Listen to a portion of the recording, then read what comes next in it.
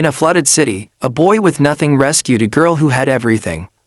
But what began as a moment of courage turned into a story that would change two families forever. Stay with us, this is one you won't forget. If you love powerful emotional stories, make sure you subscribe to Black Inside USA and turn on notifications so you never miss our next inspiring tale. The storm that started it all. The sky over Lakewood City had been heavy all morning, thick with the kind of clouds that seemed ready to break at any moment.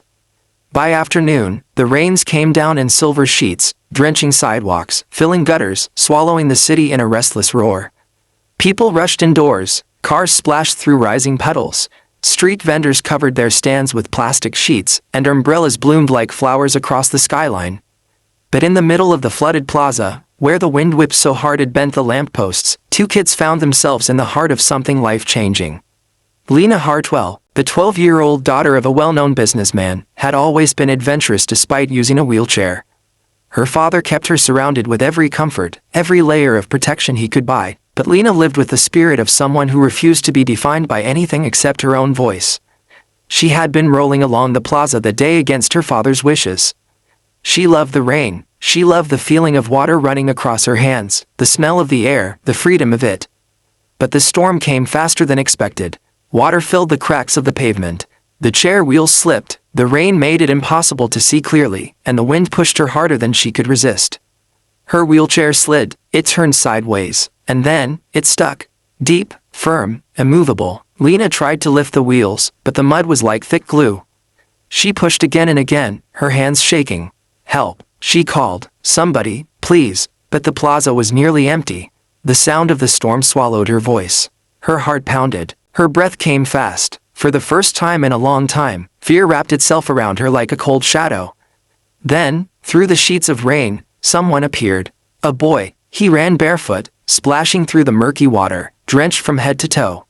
His clothes were muddy, his hair dripped rain into his eyes, but he moved with purpose, cutting through the storm as if he were running towards something he didn't dare lose. His name was Marcus Hill, and everything about him looked like he had been fighting the world all day, but he hadn't lost his strength. Bored his heart, he skidded to a stop beside her. You okay? He asked, breathless. Lena nodded, though she clearly wasn't. My chair, it's stuck. I can't move it. Marcus looked around. The water was getting higher. The storm was getting worse. He nodded once, firmly. Okay, I got you. And without hesitation, he bent down, freeing her footrests from the mud. The wheelchair wouldn't budge. He tried again, digging his heels into the ground. Still nothing. He looked at Lena, then made a decision that would change everything. Hold on, he said. Before she could protest, Marcus gently lifted her from the chair and swung her onto his back. She gasped, gripping his shoulders. You don't have to. Yes, I do, he said. We're getting out of here. And he carried her. Mud splashed up his legs. The rain stung their faces. The plaza was nearly a river. But he kept going, step by step, toward safety. Lena held on tight, surprised by how steady he was, how careful he moved even in the chaos. It felt safe. For the first time since the storm began, she breathed. The billionaire in the gray suit, Richard Hartwell, had never been late to anything important in his life. Except today, traffic had frozen the streets. His driver couldn't get through, so he had sprinted through the storm in a tailored gray suit that cost more than most people's rent. But none of that mattered. His daughter was missing. He reached the plaza out of breath, eyes scanning every corner of the flooded space. Lena, he yelled, voice cracking. Lena. Fear clamped his heart, and then, through the rain, he saw them. A boy, soaked and muddy, carrying Lena on his back with absolute determination. Richard had seen a lot in his lifetime: wealth, power, business, influence. But he had never seen something so profoundly simple and human. The boy wasn't doing it for praise.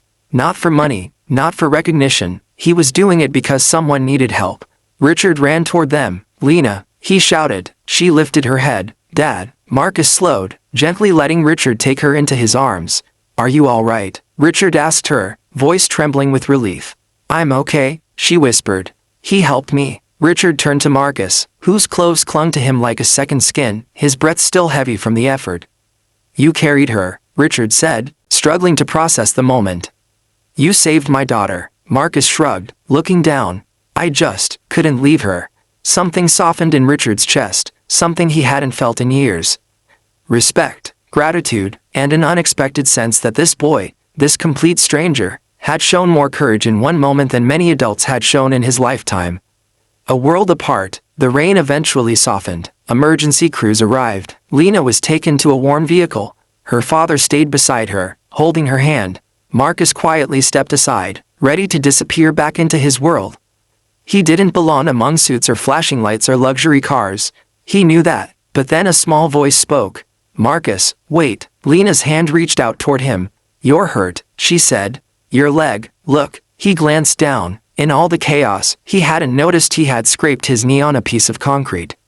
"It's nothing," he said. But Lena shook her head with fierce determination. "My dad will help," she insisted. Richard blinked in surprise. "Of course, I can have a doctor." "No," Lena said, "I want Marcus to stay." There was something in her voice, something gentle but strong, that made both Richard and Marcus fall quiet. She didn't say why she wanted him there, but both of them somehow understood. Marcus slowly stepped forward. Richard's driver brought a first aid kit. Together, father and daughter cleaned and bandaged his leg. Something about the moment felt healing. Not just for Marcus, not just for Lena, but for Richard, too. An unlikely friendship. Over the next days, Lena wouldn't stop talking about Marcus. She talked about how brave he was, how kind, how he didn't even hesitate, how he treated her like she wasn't fragile but capable. Richard listened silently, unsure how to navigate it all. Lena had grown up surrounded by privilege, protected from pain and hardship. Marcus came from a neighborhood Richard had only driven past with tinted windows. But every time Richard replayed the image of Marcus carrying his daughter through waist-deep water, he felt something shift in him. Maybe the world wasn't as divided as he had always believed. When Lena asked if she could invite Marcus for dinner, Richard hesitated only for a second. Then he said, "Yes, dinner at the Hartwells." The mansion seemed like another planet to Marcus. He stood at the door in his cleanest clothes, tugging at his collar, unsure if he belonged there at all. But when the door opened, Lena beamed. "I'm so happy you came." She rolled toward him in her wheelchair, wearing a sparkly hair clip and the biggest smile he'd ever seen.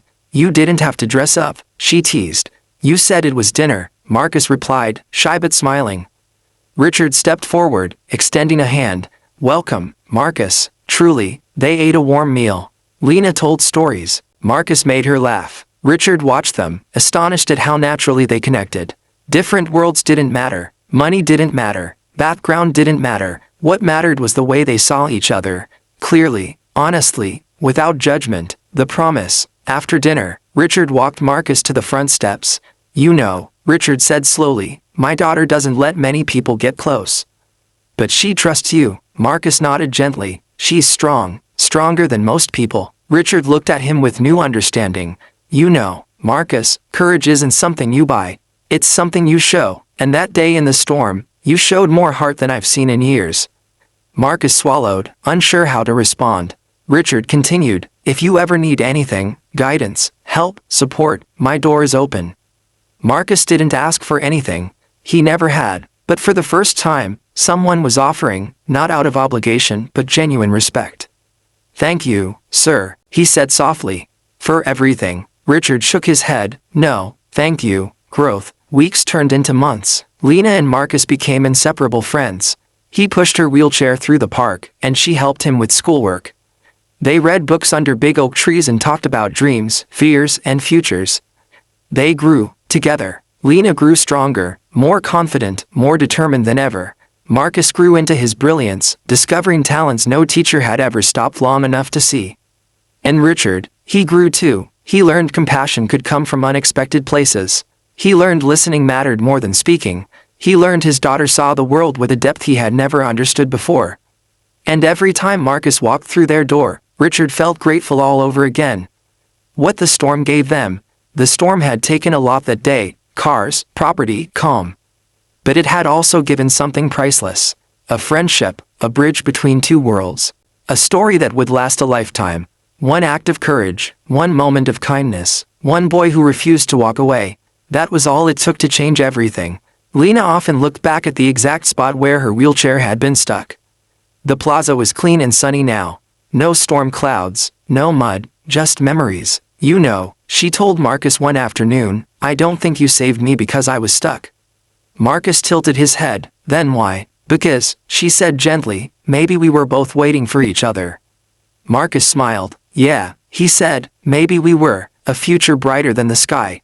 Years later, long after the city rebuilt, long after the storm was a distant memory, Marcus and Lena would still walk beside each other. They would still laugh, still talk, still lift each other, through storms, through triumphs, through life. Because sometimes destiny doesn't shout, sometimes it arrives quietly, in the form of a muddy plaza, a summer storm, and a boy brave enough to carry someone he had never met. And sometimes, just sometimes, that first step through the rain becomes the first step into forever. In a world divided by wealth, status, and circumstance, one act of kindness erased the distance between two hearts. Because true connections aren't built by what we have, but by who we choose to be. If this story touched your heart, make sure you subscribe to Black Inside USA for more deep, emotional WAS stories every week.